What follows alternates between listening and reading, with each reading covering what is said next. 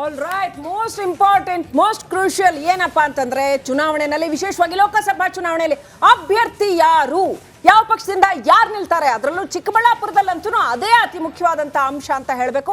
ಎಲ್ಲಕ್ಕಿಂತ ಹೆಚ್ಚಾಗಿ ಈ ಕ್ಷೇತ್ರ ಜಾತಿಗೆ ಅಷ್ಟೊಂದಾಗಿ ಮಣೆ ಹಾಕಿರ್ತಕ್ಕಂಥ ಕ್ಷೇತ್ರ ಅಲ್ಲ. ಆಲ್ ರೈಟ್, ನೋಡೋಣ. ನೋಡಿ, ಬಿಜೆಪಿ ಆಕಾಂಕ್ಷಿ ಡಾಕ್ಟರ್ ಕೆ ಸುಧಾಕರ್ ನಿಲ್ತಾರೆ ಅನ್ನುವಂಥ ಮಾತು ಕೇಳಿ ಬರ್ತಾ ಇದೆ. ಆದ್ರೆ ಅದ್ರ ಜೊತೆಗೆ ಅವರಿಗೆ ಟಫ್ ಕಾಂಪಿಟೇಷನ್ ಅಲೋಕ್ ವಿಶ್ವನಾಥ್ ಕೊಡ್ತಾ ಇದ್ದಾರೆ. ಯಲಹಂಕ ಶಾಸಕ ಎಸ್.ಆರ್. ವಿಶ್ವನಾಥ್ ಅವರ ಪುತ್ರ. ಇಲ್ಲಿ ಕೂಡ ಜಾತಿ ಲೆಕ್ಕಾಚಾರ ಬರೋದಿಲ್ಲ. ಬದಲಾಗಿ ಇಲ್ಲೂ ಕೂಡ ಯಾವ ಕ್ಯಾಂಡಿಡೇಟ್ ನಿಲ್ತಾರೆ ಅನ್ನೋದಷ್ಟೇನೆ.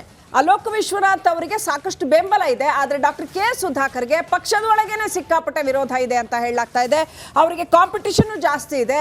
ಮತ್ತೊಂದು ಮಾತು ಕೇಳಿ ಬರ್ತಾ ಇತ್ತು, ಎಚ್.ಡಿ. ಕುಮಾರಸ್ವಾಮಿ ಅವರೇ ನಿಲ್ಬಹುದು ಚಿಕ್ಕಬಳ್ಳಾಪುರ, ಯಾಕಂದ್ರೆ ಅಲ್ಲಿ ಒಂದಷ್ಟು ಅವರಿಗೆ ಜೆಡಿಎಸ್ ವೋಟ್ ಬೇಸ್ ಇದೆ. ಕೇವಲ 4 ಕ್ಷೇತ್ರ ಏನೋ ಜೆಡಿಎಸ್ ಕೊಡ್ತಾರೆ ಅನ್ನೋ ಮಾತು ಕೂಡ ಕೇಳಿ ಬರ್ತದೆ. ಎಸ್, ಈ ಹಿಂದೆ ನಿಂತಿದ್ರು ಕೂಡ. ಹಾಗಾಗಿ ಅಲ್ಲಿ ಎಚ್.ಡಿ. ಕುಮಾರಸ್ವಾಮಿ ಅವರು ಹೋಗಿ ನಿಲ್ಬಹುದು, ಗೊತ್ತಿಲ್ಲ.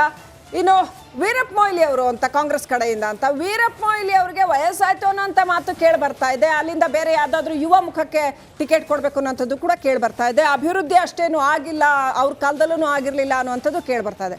ಬಹಳ ಮುಖ್ಯವಾಗಿ ಎರಡು ಇಲ್ಲಿ ಪಾಯಿಂಟ್. ಒಂದು, ಎತ್ತಿನ ಹೊಳೆ ಯೋಜನೆ ವಿಚಾರಕ್ಕೆ ಸಂಬಂಧಪಟ್ಟ ಹಾಗೆ ಅದು ಇನ್ನೂ ಅಲ್ಲಿಗೆ ನೀರು ಬಂದಿಲ್ಲ. ಬಹುಶಃ ಎಚ್ಎನ್ ವ್ಯಾಲಿ ಸಾರಿ ಎತ್ತಿನ ಹೊಳೆ ಬಂದಿದ್ರೆ ಆ ವಿಚಾರದಲ್ಲಿ ಮೊಯ್ಲಿ ಅವರಿಗೆ ಬಹಳ ಕೆಟ್ಟ ಹೆಸರು ಬಂತು, ಅಲ್ಲಿ ಸುಳ್ಳುಗಾರ ಅಂತ ಜನ. ವೀರಪ್ಪ ಮೊಯ್ಲಿ ಒಂದು ವೇಳೆ ಆ ನೀರು ಬಂದಿದ್ರೆ ಅದರ ಕದರೆ ಬೇರೆ ಇರ್ತಿತ್ತು. ಮತ್ತು ಸುಧಾಕರ್ ಎಚ್ಎನ್ ವ್ಯಾಲಿ ವಿಚಾರಕ್ಕೆ ಹೆಬ್ಬಾಳ ನಾಗವಾರ ವಿಚಾರಕ್ಕೆ ಸಂಬಂಧಪಟ್ಟ ಹಾಗೆ. ಎನಿವೆ, ಇಲ್ಲಿ ಒಂದು ಹೇಳ್ಬಿಡ್ತೀನಿ ವೀಕ್ಷಕರೇ, ರಕ್ಷಾರಾಮಯ್ಯ ಅವರು ಲೈವಲ್ಲಿ ಇದ್ದಾರೆ, ತಗೊಳ್ತಾರೆ. ಅದಕ್ಕಿಂತ ಮೊದಲು ನೋಡಿ, ಇಲ್ಲೊಂದು ಈ ಜಾತಿ ವಿಚಾರವನ್ನು ಹೇಳ್ತಾ ಇದ್ರು. ಇಲ್ಲಿ ಒಕ್ಕಲಿಗರು ಬಹಳ ದೊಡ್ಡ ಪ್ರಮಾಣದಲ್ಲಿದ್ದಾರೆ. ಆದರೆ ಒಕ್ಕಲಿಗರು 13 ಚುನಾವಣೆಯಲ್ಲಿ ಗೆದ್ದಿದ್ದು 2 ಬಾರಿ.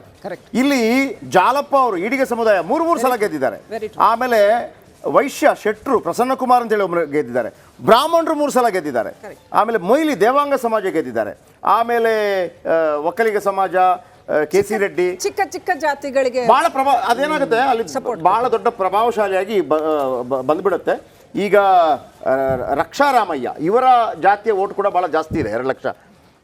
ಎಂ.ಎಸ್. ರಾಮಯ್ಯ ಅವರ ಮೊಮ್ಮಗ ನೇರ ಸಂಪರ್ಕದಲ್ಲಿದ್ದಾರೆ. ರಕ್ಷಾರಾಮಯ್ಯ ಅವರ ನಮಸ್ಕಾರ. ಈ ಬಾರಿ ಟಿಕೆಟ್ ನಿಮಗೆ ಗ್ಯಾರಂಟಿನ? ವೀರಪ್ಪ ಮೊಯ್ಲಿ ಕೇಳಿದ್ರೆ ಏನು ಮಾಡ್ತೀರಿ? ನಮಸ್ಕಾರ. ನಮಸ್ತೆ ಸರ್.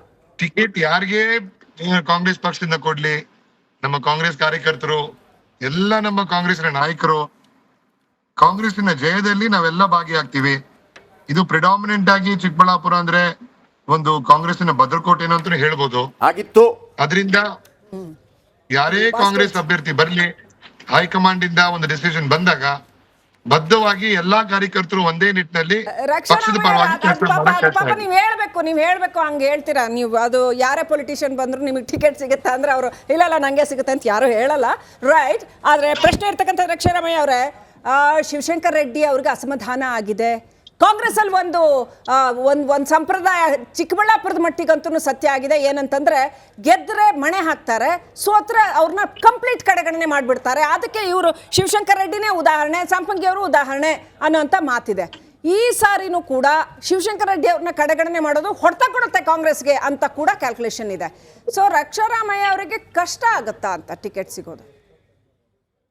ಮೇಡಮ್, ನಾವು ಹೇಳಿದಾಗೆ ಕಾಂಗ್ರೆಸ್ ಪಕ್ಷದಲ್ಲಿ 23ನೇ ಎಲೆಕ್ಷನ್ ಅಲ್ಲಿ ನೋಡಿದಿರಿ ಅಲ್ಲ, ಅದು ಒಂದು ಸರ್ವೆ ಪ್ರಕಾರ ಸಿಸ್ಟಮ್ಯಾಟಿಕ್ ಆಗಿ ಟಿಕೆಟ್ ಸೆಲೆಕ್ಷನ್ ಅಲ್ಲಿ ಎಲ್ಲಾ ನಾಯಕರುಗಳು ಇನ್ವಾಲ್ವ್ ಆಗಿ ಬೆಸ್ಟ್ ಸೂಟೆಡ್ ಕ್ಯಾಂಡಿಡೇಟ್ ಅಂತ ಬಂದಾಗ ಅದನ್ನ ಅನೌನ್ಸ್ ಮಾಡ್ತಾರೆ. ಹೌದು, ಶಿವಶಂಕರ್ ರೆಡ್ಡಿ ಸಾಹೇಬ್ರಿಗೆ ಕಾನ್ಸ್ಟಿಟ್ಯೂನ್ಸಿಲಿ ಮೋಸ ಆಗಿದೆ. ಯಾಕಂದ್ರೆ ನಮ್ಮ ಎಲೆಕ್ಷನ್ ನಲ್ಲಿ ಬಹಳಷ್ಟು ನಮ್ಮ ಯುವಕರು ಕಾಂಗ್ರೆಸ್ ಪಕ್ಷಕ್ಕೆ ಒಲವು ತೋರಿಸ್ಲಿಲ್ಲ ಆ ಟೈಮಲ್ಲಿ. ಆದ್ರೆ ಇವಾಗ ಅರಿವು ಆಗಿದೆ. ಶಿವಶಂಕರ್ ರೆಡ್ಡಿ ಸಾಹೇಬ್ರೆ ಒಳ್ಳೆ ಅಭ್ಯರ್ಥಿ, ಒಳ್ಳೆ ಶಾಸಕರಾಗಿದ್ರು. 6 ಸಲ ಕಾಂಪಿಟೇಷನ್ ಇದೆ. ಸಾರಿ ಟು ಇಂಟರಪ್ಟ್, ಇನ್ನೊಂದು ಕಾಂಪಿಟೇಷನ್ ಇದೆ. ಅದು ಇನ್ನೂ ಅವರು ಇಲ್ಲ ಅಂತ ಹೇಳ್ತಾ ಇದ್ದಾರೆ. ಆದ್ರೂ ಪ್ರತಿಭಾ ಶರತ್ ಅವ್ರನ್ನ ಕೊನೆ ಕ್ಷಣದಲ್ಲಿ ಅವ್ರು ಬರ್ಬೋದು, ಯಾಕಂದ್ರೆ ಇಂಟರ್ನಲ್ ಸರ್ವೆ ಅವ್ರ ಪರವಾಗಿದೆ ಅಂತ ಕೂಡ ಹೇಳ್ತಾ ಇದ್ದಾರೆ ಕಾಂಗ್ರೆಸ್ ಕಡೆಯಿಂದ. ಶರತ್ ಬಚ್ಚೇಗೌಡ ಅವರ ಪತ್ನಿ. ಅಗೇನ್ ನಿಮಗೆ ಟಫ್ ಕಾಂಪಿಟೇಷನ್ ಇಲ್ಲ? ಟಫ್ ಕಾಂಪಿಟೇಷನ್ ನಮ್ಗೆ ಒಳ್ಳೇದೇ ಅದು. ಇವಾಗ ಯಾರೇ ಬಂದ್ರು ಕಾಂಗ್ರೆಸ್ ಪಕ್ಷದಲ್ಲಿ ಹೇಳಿಲ್ವಾ, 5 ಕ್ಯಾಂಡಿಡೇಟ್ ಗಳು ಇದ್ರು 4 ಕ್ಯಾಂಡಿಡೇಟ್ಗಳು 1 ಕ್ಯಾಂಡಿಡೇಟ್ ಪರವಾಗಿ ಬ್ಯಾಟಿಂಗ್ ಮಾಡ್ತಾರೆ. ಕಾಂಗ್ರೆಸ್ ಪಕ್ಷವನ್ನು ಅಲ್ಲಿ ಪುನಃ ಬರುವಾಗೆ ನಾವೆಲ್ಲರೂ ಸಿದ್ಧತೆ ಮಾಡ್ಕೊಂಡಿದೀವಿ. ಒಳಗಡೆ ಡಿಸ್ಕಷನ್ಗಳು ಆಗಿದೆ ಇದೇ ನಿಟ್ಟಿನಲ್ಲಿ. ಇಲ್ಲ, ಕಳೆದ ಬಾರಿ ಕೂಡ 1,82,000 ಮತಗಳ ಅಂತರದಿಂದ ಸೋತಿದ್ದೀರಿ, ಅಂದ್ರೆ ಕಾಂಗ್ರೆಸ್ ಸೋತಿದೆ. ಕೊನೆಯದಾಗಿ ನಿಮ್ಮ ಹತ್ರ ಕೇಳೋದು, ಸುಧಾಕರ್ ಆದ್ರೆ ಬೆಸ್ಟಾ ನಿಮಗೆ, ಅಲೋಕ್ ಆದ್ರೆ ಬೆಸ್ಟಾ? ಬಿಜೆಪಿಯಿಂದ. ಸರ್ ಯಾರಾದ್ರೂ ನಮ್ಗೆ ಒಳ್ಳೇದೇ.